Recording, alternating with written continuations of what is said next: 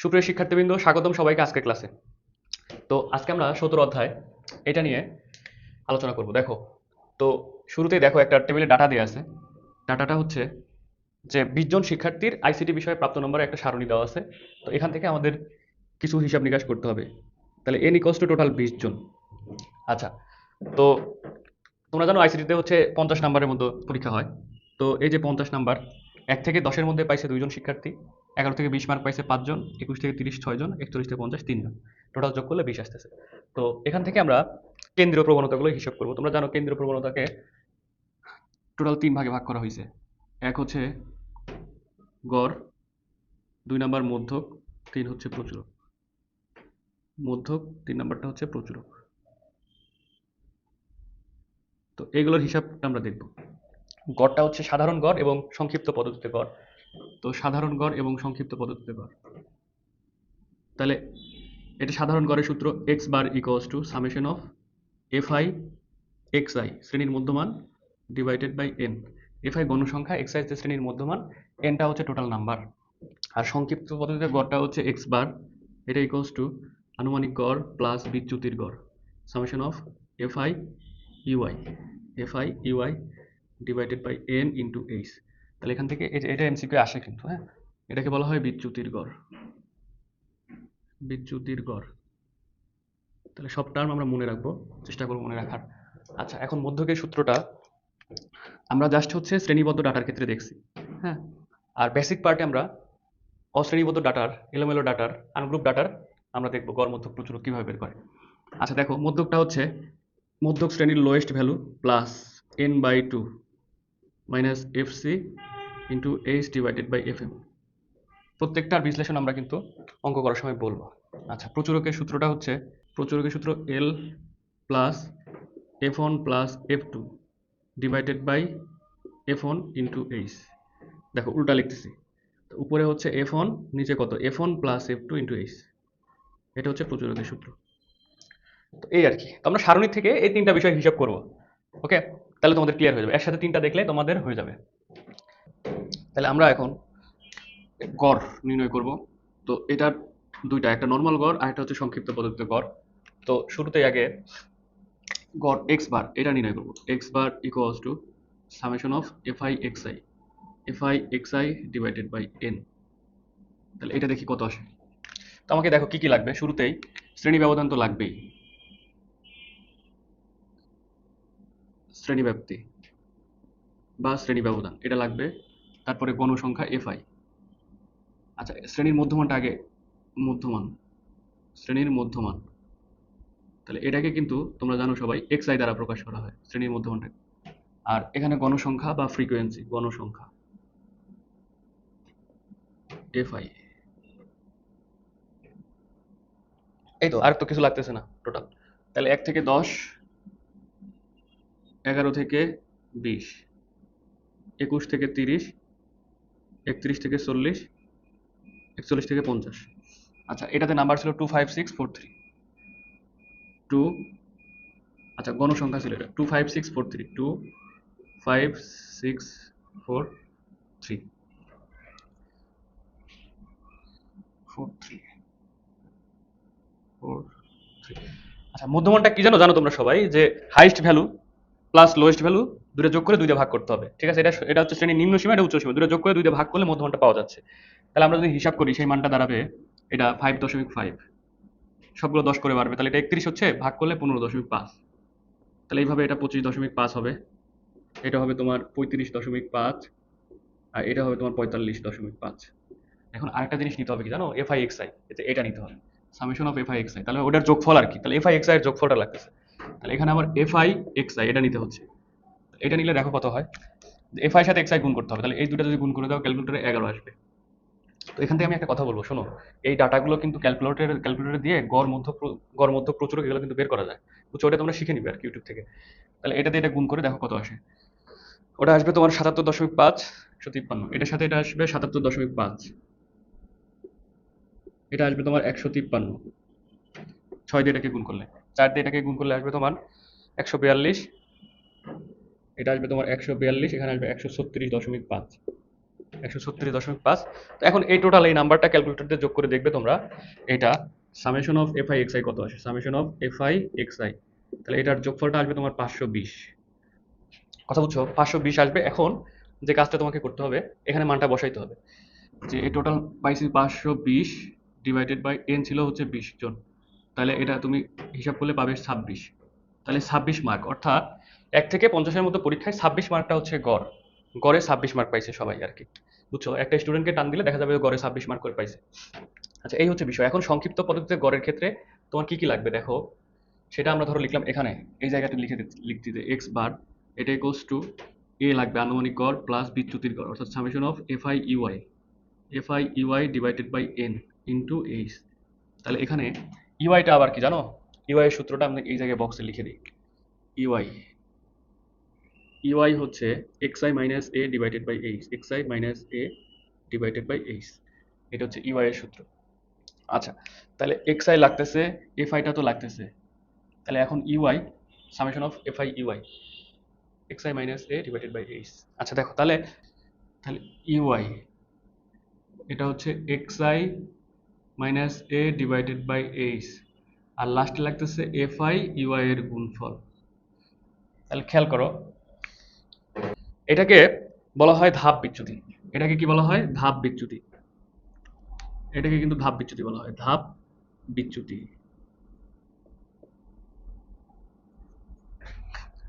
আর এটা গণসংখ্যা ধাপ বিচ্যুতি এটা। আচ্ছা, এখন হিসাবটা দেখো, আমরা আনুমানিক গড় ধরে নিব, অর্থাৎ এর ভ্যালুটা ধরে নিব। এখন কিভাবে ধরবো সেটা দেখো, যদি দেখো উপরে দুইটা নিচে দুইটা মাঝখানে একটা আছে, তার মানে এটা ধরতে হবে তোমার আনুমানিক গড়। এখন ভাইয়া উপরে তিনটা নিচেও তিনটা, তা এটাও ধরতে পারো এটাও ধরতে পারো, তুমি প্রথমে যেটা ওটা ধরার চেষ্টা করবে আর কি, একই হিসাব আসবে। তাহলে আমরা এটাকে ধরে নিলাম এ, এটা হচ্ছে এ ধরে নিলাম বা আনুমানিক গড়। তাহলে এর মানটা তো আমরা পাই গেছি, এখন জাস্ট ওই হিসাবটা আমাদের দরকার ইউআই। তাহলে যেটা আছে দেখো, যে যেটা ধরেছো এই বরাবর শূন্য হয়ে যাবে, এই বরাবর শূন্য হয়ে যাবে। আচ্ছা শোনো, তাহলে ধাপ বিচ্যুতি, তাহলে এটা কিন্তু এইচ, বুঝছো? এইটা কিন্তু এইচ, এন না, এটা হচ্ছে এইচ। তো এখন হিসাব করো যে এই বরাবর এক্স আই থেকে, এটা এক্স আই, এটা থেকে এ বাদ দাও, বাদ দিলে ডিভাইডেড 25.5, এটা 25.5 ডিভাইডেড বাই 10, তাহলে শূন্য। এখন পরেরটার জন্য হিসাব করি দেখো, তাহলে এক্স আই এই যে এটা 35.5, এটা থেকে এটা বাদ দাও, তাহলে উপরে 10 ডিভাইডেড বাই এইচ এর ভ্যালু 10। তাহলে 10 কিভাবে, 10 থেকে এক বাদ দিয়ে এক যোগ করতে হবে, এটা কিন্তু এইচ এর ভ্যালু নির্ণয় করার সিস্টেম। হাইস্ট ভ্যালু শ্রেণীর মাইনাস লোয়েস্ট ভ্যালু যোগ 1, বুঝছো? তাহলে 10 পাচ্ছ। তাহলে এখানে দেখো উপরেগুলো সব নেগেটিভ, এটা পজিটিভ, তাহলে এটা হয়ে যাবে তোমার 1, এটা পজিটিভ 1 হয়ে যাবে, আর এটা হয়ে যাবে তোমার পজিটিভ 2, এটা হচ্ছে তোমার নেগেটিভ 1, এটা হচ্ছে নেগেটিভ 2। এখন just F I U I এর গুণফলটা তোমার লাগবে এই জায়গাতে। তাহলে এটা দেখো, এটা তোমার হচ্ছে নেগেটিভ 4, এটা হিসাব করলে নেগেটিভ 5, এটা হিসাব করলে 0, এটা 4 1 4, আর 3 2 6, 6। তাহলে এটা হিসাব করো তোমার কি আসতেছে। এখন এটা হচ্ছে তোমার summation of F I U I, summation of F I U I. তাহলে এটা হিসাব করলে 6 4 10, তাহলে এটা কিন্তু শুধু 1 দাঁড়াচ্ছে এটা। তো এখন আমরা হচ্ছে যে ডাটা সব বের করা শেষ, এখন এখানে বসাই দেবো, কোনো ঝামেলা কিন্তু নাই। এ কত আনুমানিক গড়, আনুমানিক গড়টা পাইছো 25.5, তাহলে এটা 25.5 প্লাস এফ আই ইউআই হচ্ছে 1 ডিভাইডেড বাই এন, এন কত পাইছো বলো তো, ডিভাইডেড বাই এন, এন হচ্ছে 20, টোটাল টোটাল 20 জন শিক্ষার্থী, ইন্টু এইচ কত, এইচ হচ্ছে তোমার কত বলো তো, 10 শ্রেণী ব্যবধান। তাহলে কাটাকাটি করলে এইটুকু হচ্ছে তোমার 0.5 আসে, বুঝছো? 25.5, 25.5 প্লাস 0.5, তাহলে হিসাব করলে 26। তাহলে দেখো তোমার সংক্ষিপ্ত পদ্ধতিতে গড় 26, আর এমনি নর্মাল গড় 26 আসছে। আশা করি বিষয়টা বুঝছো। তাহলে এই জায়গাতে আমাদের ক্যালকুলেশন, এটা কিন্তু এইচ ডিভাইডেড বাই এইচ, এটা শূন্য, উপরে নেগেটিভ বাড়বে নিচে পজিটিভ, এই হচ্ছে বিষয়। তাহলে যে ডাটায় আসুক তোমরা কিন্তু সাবধানে হিসাব করলে হয়ে যাচ্ছে।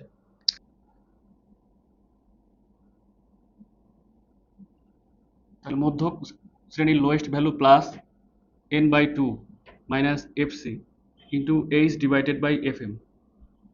আচ্ছা, এখানে আমার ক্রমযোজিত গণসংখ্যাটা জাস্ট দরকার হচ্ছে। তাহলে দেখো, এটা আমাদের দরকার, ঠিক আছে, গণসংখ্যাটা দরকার, জাস্ট এটা আমাদের দরকার নাই, শ্রেণীর মধ্যমানটা। এখন বাদ বাকি সব মুছে দিয়ে আমাদের দরকার গণসংখ্যা, ক্রমযোজিত গণসংখ্যা,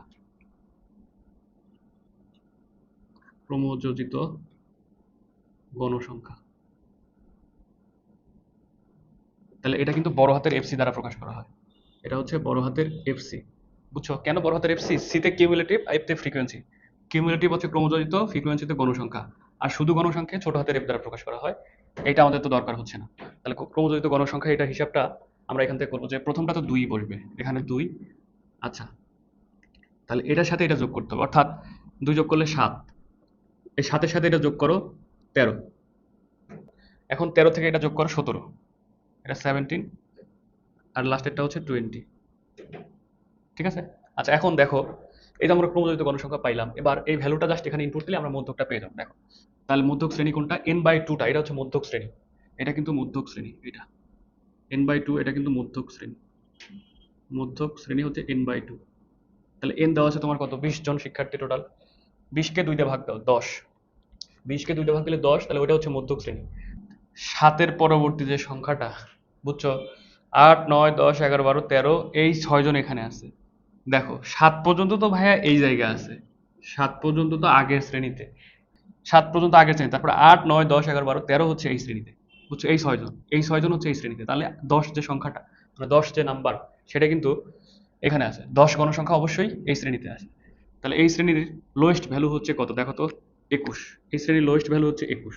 তাহলে সেই 21টা তুমি এখানে বসাই দিলা, প্লাস n/2, n এর মান হচ্ছে 20 divided by 2, minus F C. F C কোনটা বলতো? মধ্যক শ্রেণীর আগের শ্রেণীর ক্রমযোজিত গণসংখ্যা। মধ্যক শ্রেণী হচ্ছে ভাইয়া এইটা মধ্যক শ্রেণী, এটা হচ্ছে মধ্যক শ্রেণী। আমরা ধরো এটা মুছে দিলাম, এটা দরকার হচ্ছে না। এটা হচ্ছে ধরো মধ্যক শ্রেণী।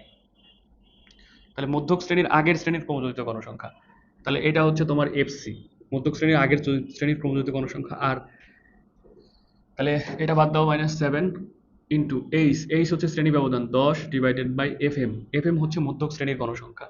তাহলে এটা হচ্ছে এফএম, মধ্যক শ্রেণীর গণসংখ্যা। এটা হচ্ছে মধ্যক শ্রেণীর গণসংখ্যা, এটা হচ্ছে এফএম। আচ্ছা, এটা বসাই দাও, তাহলে 6। এখন হিসাব করতে হবে কত আসে। তাহলে দেখো, এটা আসতেছে তোমার 21 প্লাস এটা 10, 10 মাইনাস 7 ইন্টু 10 ডিভাইডেড বাই 6। তাহলে এটা কাটাকাটি করো, এখানে 3 আসবে কিন্তু, 3। তাহলে 21 প্লাস 3, 3 ইন্টু 10 ডিভাইডেড বাই 6। তাহলে এটা কাটলে তোমার হচ্ছে 2, এটা কাটলে 5। তাহলে এখানে দাঁড়াচ্ছে 26। 26 দাঁড়াচ্ছে তোমার মধ্যক। তাহলে মধ্যকের মানটাও কত দাঁড়ালো বলো? 26 আর কি। তাহলে এখন আমরা প্রচুরক হিসাব করব। প্রচুরক, এটা হিসাব করার জন্য তেমন কিছু কিছু দরকার নেই। দেখো, প্রচুরক শ্রেণীর lowest value f1 divided by f1 plus f2 into H, শেষ। তাহলে খেয়াল করো, শ্রেণী ব্যবধান তো দরকার, তারপর এখন এখানে গণসংখ্যাটা দরকার, গণসংখ্যা fi, গণসংখ্যা, এটা fi, fiটা দরকার। 25643, 25643। হ্যাঁ, প্রচুরক শ্রেণী, যেটাতে প্রচুর নাম্বার ডাটা আছে সেটা, অর্থাৎ 6 জন শিক্ষার্থী পাইছে 21 থেকে 30-এর মধ্যে। তাহলে এটা হচ্ছে প্রচুরক শ্রেণী, এবং এটা প্রচুরক শ্রেণীর লোয়েস্ট ভ্যালু এল, এটা পেয়ে গেছো। তাহলে এল এর মানটা তুমি অলরেডি পাইছো 21, এল এর মানটা তোমার 21। তাহলে খেয়াল করো এফ ওয়ানটা কি দাঁড়াচ্ছে, এফ ওয়ানটা হচ্ছে প্রচুরক শ্রেণী থেকে আগের শ্রেণীর ডাটা বাদ দিতে হবে। তাহলে এটা খুব ভালো করে খেয়াল করো, 6 থেকে আগের শ্রেণীর ডাটা বাদ দিব 5, এটা ব্র্যাকেট দিয়ে আটকাই দিলাম।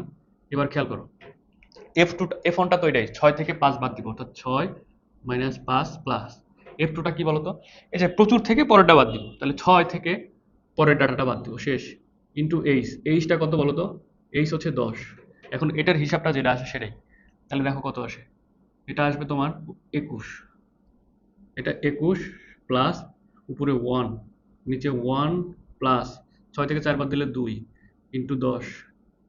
তাহলে এখানে হিসাব করে আসতেছে 21 প্লাস 10 ডিভাইডেড বাই 3, 24.33। এটা হচ্ছে প্রচুরক। আশা করি এগুলো প্রশ্ন যদি আসে খুবই ঠান্ডা মাথায় হিসাবটা করবে আর কি। ওকে, তাহলে এখন আমরা এগুলোর গ্রাফ দেখব। এখন তাহলে আমরা লেখচিত্র দেখব, গড় মধ্য প্রচুর। খেয়াল করো, তাহলে লেখচিত্র টোটাল তিনটা টাইপ হয় তোমরা জানো। একটা হচ্ছে তোমার আয়তলেখ। আয়তলেখ, তাহলে এটা দেখতে কিন্তু খাম্বার মতো। তারপরে গণসংখ্যা বহুভুজ।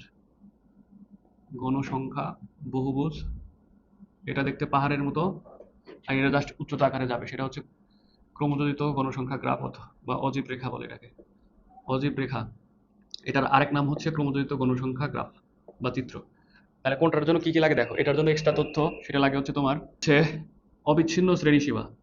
অবিচ্ছিন্ন শ্রেণীসীমা, এক্সট্রা তথ্য দরকার। এটার জন্য এক্সট্রা তথ্য দরকার হচ্ছে শ্রেণীর মধ্যমান। শ্রেণীর মধ্যমান, আর এটা যেহেতু ক্রমযোজিত গণসংখ্যা গ্রাফ, তাহলে এটা লাগবে ক্রমযোজিত গণসংখ্যা। ক্রমযোজিত গণসংখ্যা। বেশ, তাহলে আমরা চিত্র দেখার চেষ্টা করব। তো দেখো, আয়তলেখ আঁকার জন্য অবিচ্ছিন্ন শ্রেণীসীমাটা দরকার, অর্থাৎ তোমার খেয়াল করো যে আমরা যদি শ্রেণী ব্যবধানটা লিখি, এখানে লিখলাম শ্রেণী ব্যাপ্তি। শ্রেণী ব্যাপ্তি, তাহলে এটা তোমার 1 থেকে 10,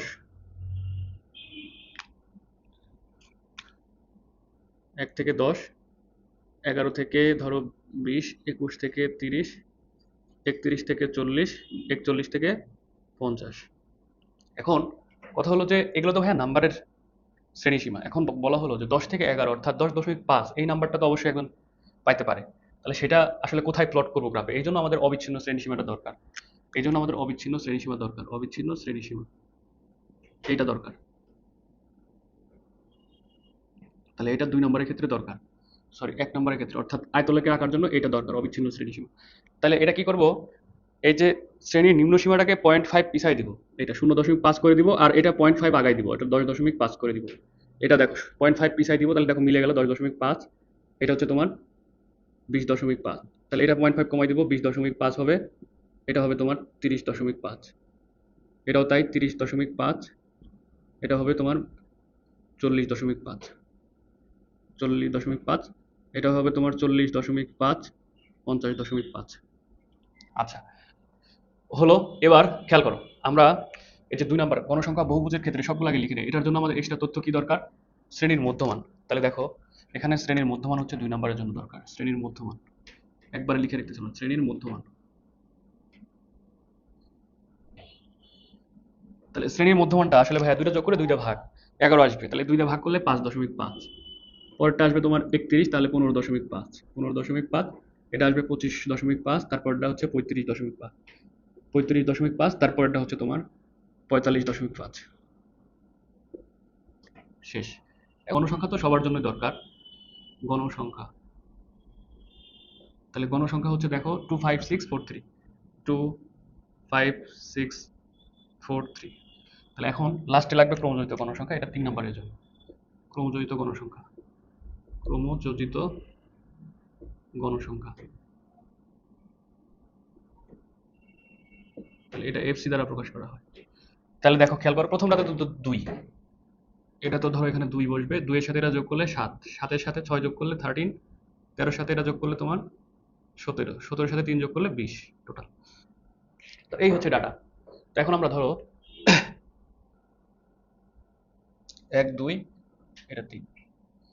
এখন চিত্রটা দেখবো আমরা, যে প্রথম চিত্রের জন্য ভাই আমাদের দরকার কোনটা কোনটা? শ্রেণী ব্যবধান, এইটা দরকার হবে। আচ্ছা, অবিচ্ছিন্ন শ্রেণীসীমা, এটা দরকার হবে। আর তোমার হচ্ছে গণসংখ্যা, এটা এটা হচ্ছে প্রথম চিত্রের জন্য দরকার। তাহলে দেখো, এটা আমরা কি করব, আমরা হচ্ছে গ্রাফে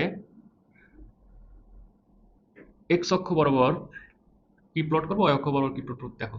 তাহলে এই অক্ষ বরাবর তোমার গণসংখ্যা এফআই, তাহলে এই যে y অক্ষ বরাবর গণসংখ্যা প্লট করতে হবে, আর এক্স অক্ষ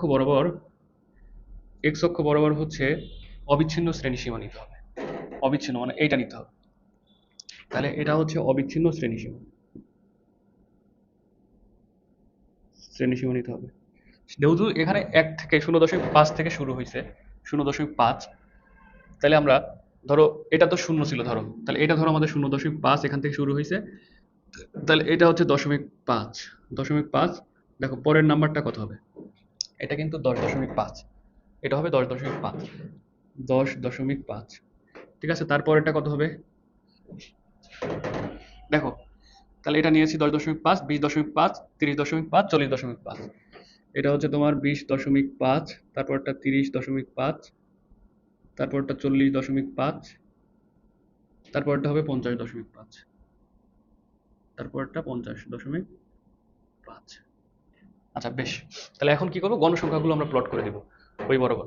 তাহলে আমাদের টোটাল যেহেতু 20 জন নাম্বার, আমাদের দেখতে সুন্দর হওয়ার জন্য আমরা ইচ্ছা মতো কিন্তু সব কাগজে ঘরগুলো নিব। যদি বেশি গণসংখ্যা হয় তাহলে আমরা কম ক্ষুদ্র বর্গঘর সমান এক একক ধরবো, আর যদি কম হয় তাহলে 3, 4, 5, 6 বা 10 বর্গঘর সমান এক একক ধরবো। তাহলে এখানে যেহেতু গণসংখ্যা তোমার খুবই কম করে, তাহলে এই জন্য আমরা দেখো উপরে হচ্ছে নাম্বারিং গুলো ধরো সর্বোচ্চ যেহেতু 6 আছে, তাহলে এটা আমরা ধরো 1 ঘর, 2 ঘর, 3 ঘর, 4 ঘর, 5 ঘর, এটা ধরো 6। তাহলে এখন উপরে প্লট করব, দেখো আমরা তাহলে এটার মধ্যে এটার মধ্যে আছে 2 জন, অর্থাৎ 0.5 থেকে 10.5-এর মধ্যে 2 জন। তাহলে 1, 2 এখানে এই জায়গাতে এই যে 2 জন অ্যাড করে দিলাম। এখন পরেরটাতে আছে কয়জন দেখো তো, 5 জন। তাহলে এরপরে 10.5 থেকে এটার মধ্যে 5 জন, এখানে এটা হচ্ছে তোমার 5, এটার সাথে এটা অ্যাড করে দিলাম, এটা হলো 5। তারপরের নাম্বার আছে তোমার 6 জন, এক ঘর উপরে যাবে, তাহলে এটা হচ্ছে 6 জন, অর্থাৎ এখানে যাবে, এখানে এটা 6 জন। তারপরেরটা দেখো, তারপরের ঘরে অর্থাৎ এটা থেকে এটার ঘরের মধ্যে 4 জন, তারপর 3 জন, তাহলে এটা 4, অর্থাৎ 2, 3, 4 এখানে হবে 4, তারপরটাতে 3 জন, 2, 3 এখানে হবে। এখন তুমি পেন্সিল দিয়ে এটা ভরাট করে দিতে পারো চাইলে। এই হচ্ছে আমাদের আয়তলে। এখন ওই যে বিষয়টা হচ্ছে, এটা সুবিধা মতো তোমাকে নিতে হবে, এই পাশে ও পাশে আর কি। এটা হচ্ছে সিস্টেম। এখন আমরা ধরো এটা আঁকাবো, কোনটা, গণসংখ্যা বহুভুজ। তখন কি করতে হবে, একই কাজ, এই বরাবর নিতে হবে শ্রেণীর মধ্যমান। তাহলে এই বরাবর এটা না নিয়ে নিতে হবে শ্রেণীর মধ্যমান। তাহলে আমরা 2 নাম্বার চিত্রের ক্ষেত্রে দেখাই, এটা 2, এটা 1, এখানে দেখাই দিই। তাহলে এটা নিব হচ্ছে শ্রেণীর মধ্যমান, শ্রেণীর মধ্যমান x অক্ষ বরাবর শ্রেণীর মধ্যমান, আর y অক্ষ বরাবর গণসংখ্যা। তাহলে শ্রেণীর মধ্যমানগুলো জাস্ট হচ্ছে তুমি মাঝখান বরাবর প্লট করতে হবে, একই সিস্টেম, অর্থাৎ 5.5, 15.5। তাহলে দেখো এই যে এই জায়গা হবে 5.5 মাঝখানে, এটা হবে 15.5, তারপরটা 25.5, এরপরে 35.5, তারপরটা 45.5। ঠিক আছে, মাঝের ভ্যালু বসাই দিবা। বসাই দেওয়ার পর ওই মাঝখান বরাবর ওই বিন্দুগুলো দিতে হবে, এই যে একই বিন্দু যেগুলো আছে 2, 5, 6, 4, 3। দেখো দেওয়াই আছে, আমি জাস্ট প্লট করে দিব 2, 5, 6, 4, 3। ওকে, এখন এক কাজ করতে হবে, এই যে এই পাশে 0.5-এর আগের একটা ঘর নিতে হবে তোমাকে। ধরো এই যে এই বরাবর একটা ঘর নিতে হবে, আর ওই পরের একটা ঘর নিতে হবে, অর্থাৎ এখানে তোমার ধরো যে 50.5 আছে, তো এর 10 বাড়াই দিলে 60.5, এই ঘরটা তোমার এই জায়গায় দাঁড়াবে। এখন কি করতে হবে, এই গণসংখ্যা বহুভুজটা এখান থেকে শুরু করে এটা তুমি যোগ করে দিবে, এটা যোগ করে দিবে, এটা যোগ করবে, এটা যোগ করবে, এটা, এইটা, এই যে শেষ। তাহলে এই যে পাহাড়ের মতো যেটা দেখতে হলো লাল কলমের, সেটা হচ্ছে গণসংখ্যা বহুভুজ। আর কালো যেটা, সেটা হচ্ছে আয়তলেখ। চাইলে লাল এটা রং করে দিবে, লাল গ্রাফটা, আর কালো গ্রাফটাও তুমি চাইলে যে ফরওয়ার্ড করে দেবে পেন্সিল দিয়ে। তাহলে ধরো অজীব রেখাটা আমরা এখানে আঁকাই দিব। তো এটার ক্ষেত্রে এমসিকিউটা মনে রাখতে হবে কিন্তু, এই যে এই বরাবর শ্রেণীর উচ্চ সীমা নিতে হয়। তাহলে এক্স অক্ষ বরাবর এটা শ্রেণীর হাইস্ট ভ্যালু, খুবই ইম্পর্টেন্ট কিন্তু এই কথাটা, শ্রেণীর উচ্চ সীমা, এক্স অক্ষ বরাবর শ্রেণীর উচ্চ সীমা নিতে হয়। আর এটা ক্রমযোজিত গণসংখ্যা।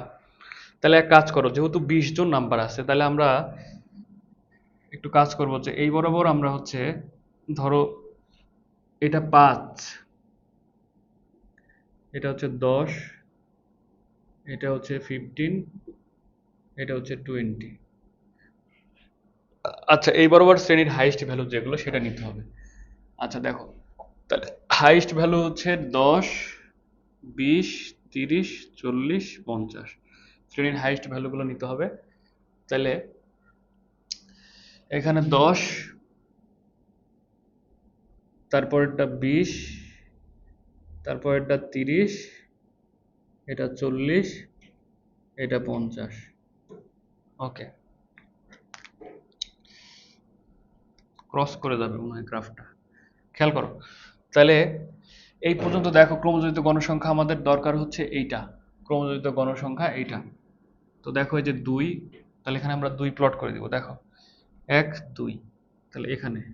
আচ্ছা পরের 20 পর্যন্ত আছে কয়জন? 7 জন, তাহলে টোটাল 7 জন, তাহলে 7 হচ্ছে এই জায়গাতে, এখানে ধরো 7।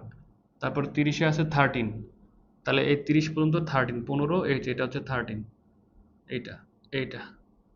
তারপরে 40 পর্যন্ত আছে তোমার 17, তাহলে এইটা ধরো 17, এইটা।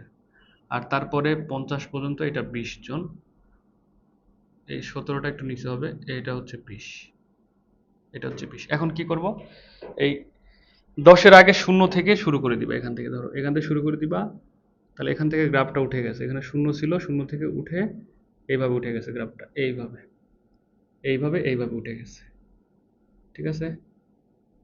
এটাই হচ্ছে আমাদের ক্রমজড়িত গণসংখ্যা গ্রাফের চিত্র। তাহলে এই বরাবর শ্রেণী উচ্চ সীমা, আর এই বরাবর নিতে হবে তোমার গণসংখ্যা বা ফ্রিকোয়েন্সি। এই হচ্ছে টোটাল ওভারঅল বিষয়।